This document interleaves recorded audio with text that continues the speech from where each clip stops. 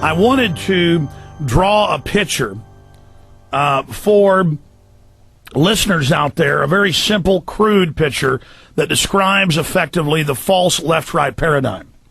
The Republican Party props up the Democratic Party, and the Democratic Party props up the Republican Party. If you had one of the political parties standing on its own, when the wind came along, it would just fall over. When pressure, revolutionary pressure from the population not liking what's going on, or new groups wanting the power structure, which is the main source of revolution. Most of it is driven by evil, just like the elite is driven by evil. Very rare to have an altruistic revolution. By itself, a single-party system will fall over. Okay? But if you take the two-party systems and you lean them up against each other, this is basically the arch. Their force going together keeps them together and makes it become a very strong, stable platform on which they can build their hierarchical New World Order system.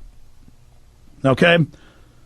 So the current two-party system has been dominated and bought up and controlled by the elite that sits atop it.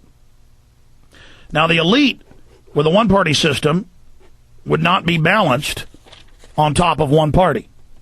They would be subject to being toppled, being pushed over easily. But you put the two parties up against each other, they form a royal arch. And now it's very hard to separate those two because they're leaning up against each other. I mean, this is really simple, but I want to explain this to people. Check it out, folks. Why do you see so many leftists who mean well, like Rage Against the Machine, Tom Morello, or Henry Rollins, who are right on so many issues but then believe in leftist policies? We need a global carbon tax. But there's an elite funding that. No, the elite, the big corporations are against it because the media advertises that big corporations and oil companies are against it. Henry Rollins doesn't know, doesn't have the documents. It doesn't understand that actually that's part of a sophisticated game that, the big corporations say publicly, we don't want this, it's bad, while they actually fund it. They know the public's awake to the fact that they're corrupt, so the public will be fooled and go and support the agenda. It's please don't throw me in the briar patch. It's the old briar rabbit situation. Here's the political field, and this is where the population resides. And then we supposedly, through the grassroots, come up into the political party. Okay?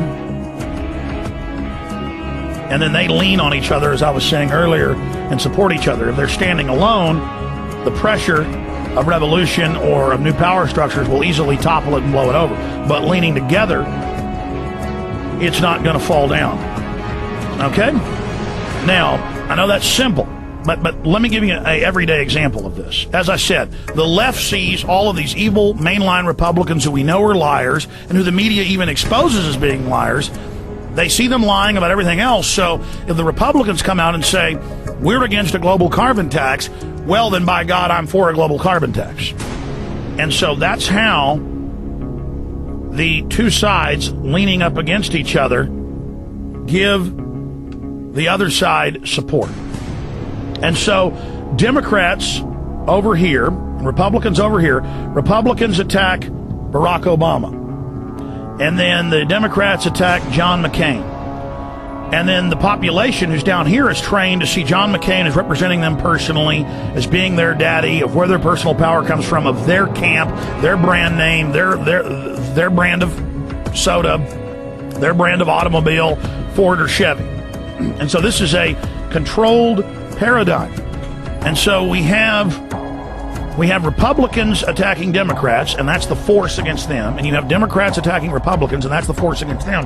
And really, it's one unit supporting themselves and containing revolution, so that the people who were down here never learned that there is a world outside of this control paradigm. We are locked within the left-right paradigm, and then it becomes this huge pageant, this huge distraction where we analyze every facet of the two political parties, never realizing they themselves are simply a front or puppets for a larger power structure. Now, this is incredibly simple, but that's how this works. And then the two parties can limit the issues that are debated to this control paradigm. They can limit the scope of differences, which, if you look at it, there's almost no difference between the two, instead of getting the people to look outside the box at the wider world.